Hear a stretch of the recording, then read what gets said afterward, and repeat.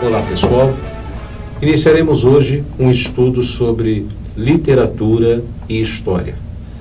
Mais propriamente, literatura medieval italiana. E mais especificamente, passaremos a falar sobre os documentos, os textos literários do primeiro século franciscano. Para falar sobre esses documentos literários do primeiro século franciscano, nós temos que mergulhar na história deste período da Idade Média. Os séculos XI e XII foram séculos de grandes transformações.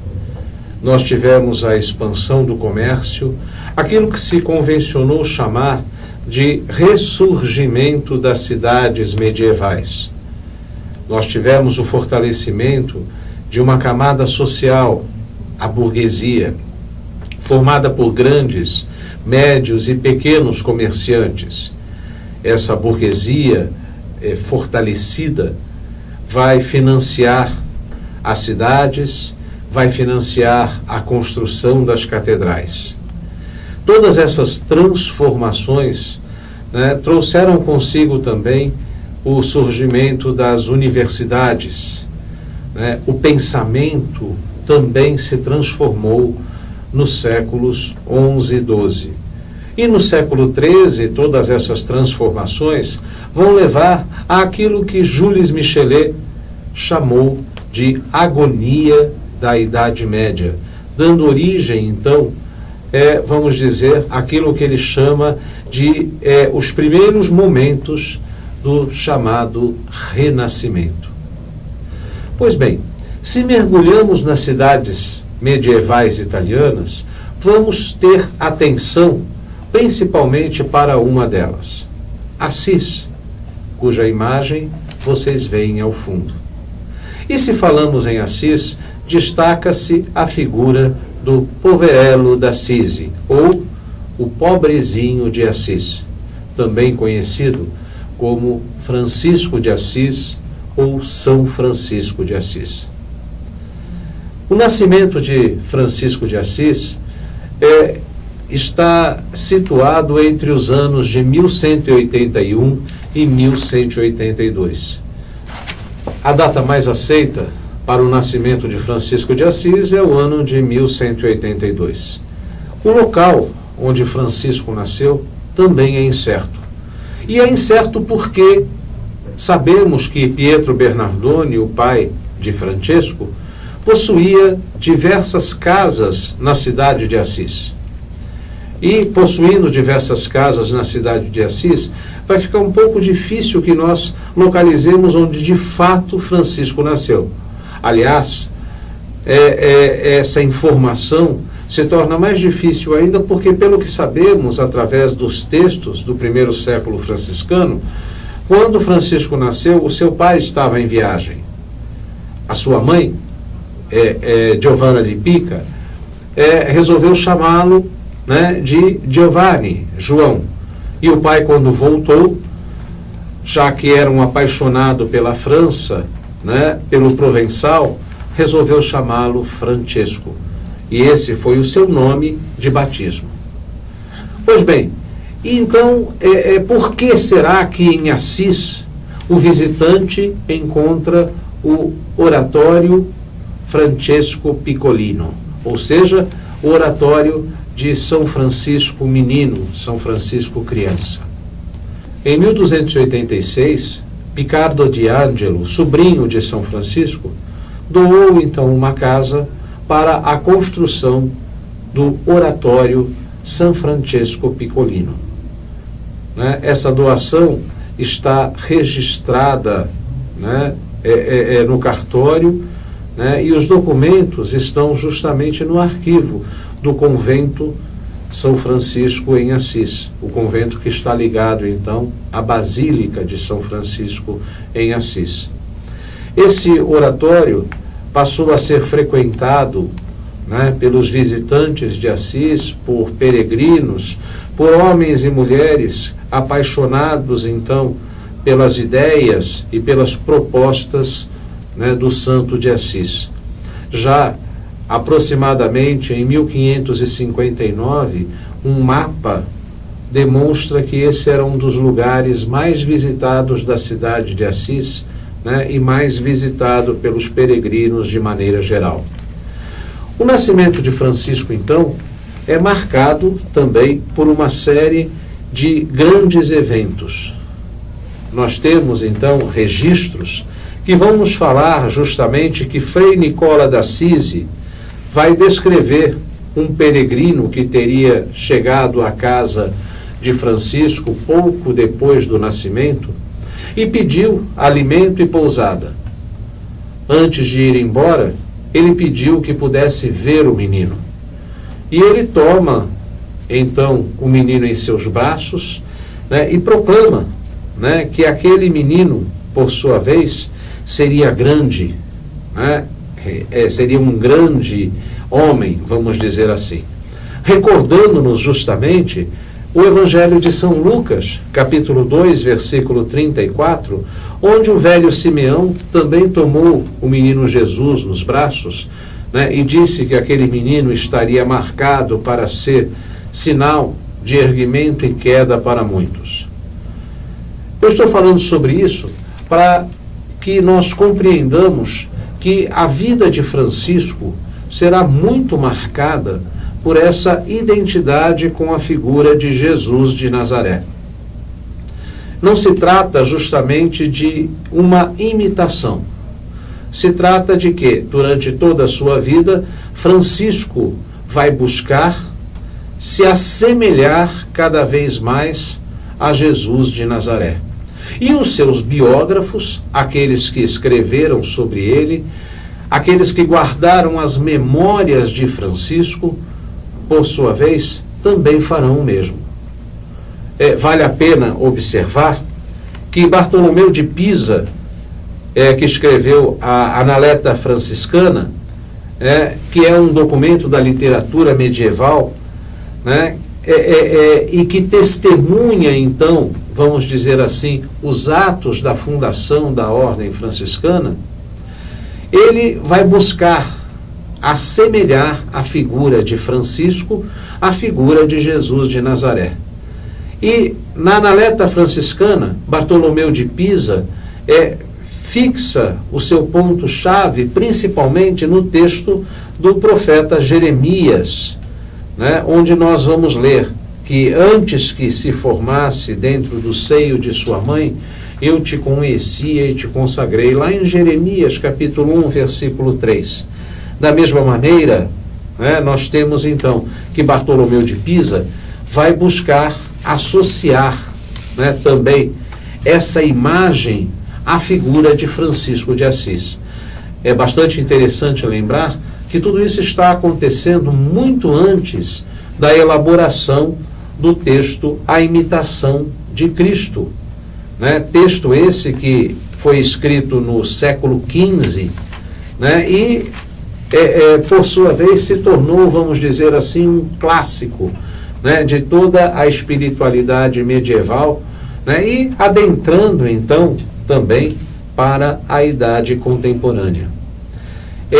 De maneira geral, os textos escritos sobre Francisco vão tentar demonstrar sempre essa identidade, né, entre Francisco e Jesus de Nazaré. Francisco morreu fora da ordem, né?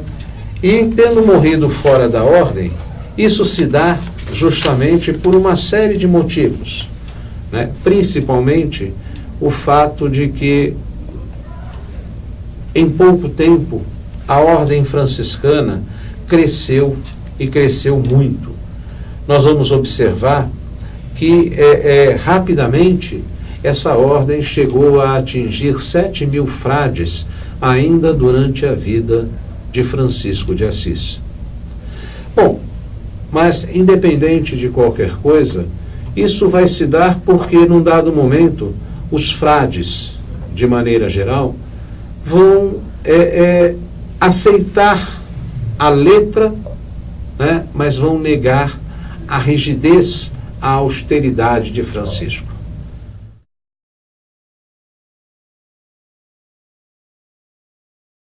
quando a ordem franciscana se tornou numericamente grande, os frades passaram a exigir a possibilidade de viver em conventos, a possibilidade de estudar, de ter propriedades, e tudo isso contrariava o ideal de Francisco. Nós tivemos então que, em função de conflitos como estes, a regra proposta por Francisco não foi aceita. A primeira regra se perdeu. A segunda, que é a chamada regra não bulada. Não bulada por quê? Porque não foi aceita também e não tinha uma bula papal que a aprovasse. E daí então veio a chamada regra bulada. Essa regra bulada, na verdade, ela data justamente de 1223, 2 anos então depois da regra não bulada. E essa regra, ela foi aprovada pela bula papal Soliti Annuarii, né, que é a bula papal justamente elaborada então, né, pelo Papa Honório III. Depois desta bula papal, depois da aprovação da regra, que na verdade não ia de encontro àquilo que Francisco propunha, ele então se afasta e vai viver no Monte Alverne. Seguiram-no 3 de seus companheiros: Ângelo, Rufino e Leão. Leão, né, ou Leão, que Francisco chamava de o Cordeirinho de Deus. Existe ainda, e é bom lembrar, né, que esses companheiros mais próximos de Francisco é que guardaram então as suas memórias, que guardaram os ideais de Francisco. Cabe lembrar de Clara de Assis, ou Santa Clara de Assis. Santa Clara, por sua vez, pode ser vista e deve ser vista como a grande depositária das ideias, dos ideais, das propostas, né? E vamos dizer assim, daquilo que havia de mais profundo em Francisco de Assis. E testemunha isso os escritos da própria Clara de Assis, onde esse ideal de Francisco aparece constantemente. Temos que lembrar também a figura de Tommaso da Celano, ou Tomás Celano, que entrou para a ordem no ano de 1215 e também era muito próximo de Francisco. A esses, nós vamos então atribuir documentos importantes do primeiro século franciscano. Vale lembrar, né, que logo depois, então, que a regra foi bulada, né, Francisco resolveu ir para o Monte Alverne, e nesse mesmo ano, né, ele havia feito uma viagem. Havia passado pelo Monte Subiaco, e lá foi hospedado no mosteiro beneditino do Monte Subiaco. A presença de Francisco, segundo consta nos registros do mosteiro, transformou a vida do mosteiro. A sua caridade, né, a sua doação, a sua espiritualidade mexeu com a vida daquele mosteiro. Isso foi tão importante que gerou, então, um registro em forma de afresco, que é este que vocês estão vendo. Trata-se justamente da mais antiga representação de Francisco de Assis. No pergaminho que ele traz à mão, nós podemos ler paz e bem, que é justamente a saudação franciscana. Em seguida, já no Monte Alverne, Francisco, então, em 1224, recebeu os estigmas nas mãos mão esquerda, mão direita, no pé esquerdo, no pé direito e no peito. Ele recebe os 5 estigmas porque ele aparece, Jesus Cristo, na forma de um serafim com 6 asas, Jesus Cristo crucificado na forma de um serafim de 6 asas, né? E dessa visão vieram raios do céu que penetraram então seus 2 pés, suas mãos e o seu peito. Eu estou reproduzindo justamente aquilo que os textos do primeiro século franciscano nos dizem, né? Isso também demonstra justamente como a vida de Francisco se identifica com a vida de Jesus de Nazaré, ao ponto de, né, essa identidade conduzir a que ele receba então, né, os 5 estigmas, né, que seriam as marcas de pregos nas mãos e nos pés e a marca da lança no peito. A partir justamente desse momento, a saúde de Francisco também foi se complicando cada vez mais. E Francisco, então, faleceu no dia 3 de outubro de 1226.